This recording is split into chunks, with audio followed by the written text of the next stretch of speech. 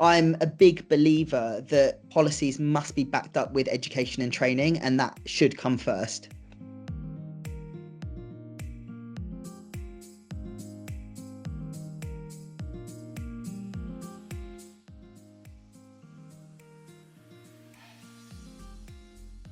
We can't just look at well-being through one lens, because mental health and well-being will be different for different people.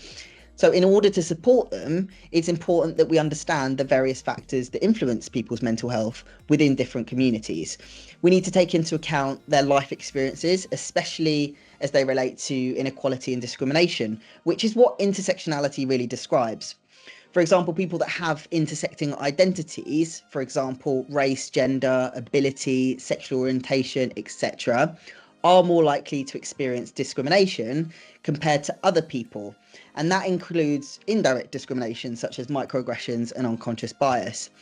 I think it's important to understand that diversity drives innovation, but well-being is really the key for workplace productivity.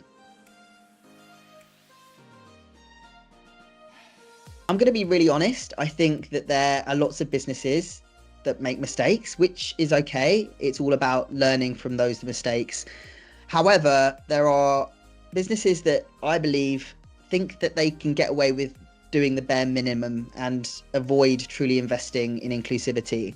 But by the same token, they're also undervaluing the fact that diversity and inclusivity will help the success of their business. So I've seen what we call peacocking, which is being very loud about inclusivity and perhaps really enjoying taking credit for implementing certain policies and in creating incredibly vibrant and inclusive campaigns. Yet a lot of them simply aren't backed up with any sufficient groundwork. And eventually those mistakes will come to the surface in some way. I'm a big believer that policies must be backed up with education and training, and that should come first.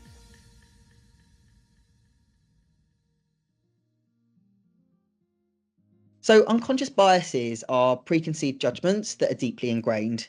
They're socially conditioned, so people aren't necessarily aware of them, and it can lead to treating people differently. Unconscious bias can be a real weight on that person's shoulders. It's as if they're aware, but no one else is, and it can be an incredibly isolating experience.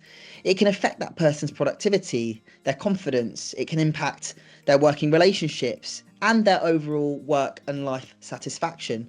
But when it comes to the rest of the organisation, it can lead to poor decision making on their part.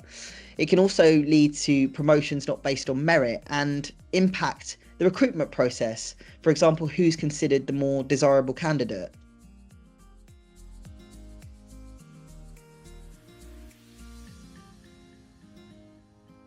I want to leave people with something that they can take away and implement in their own lives.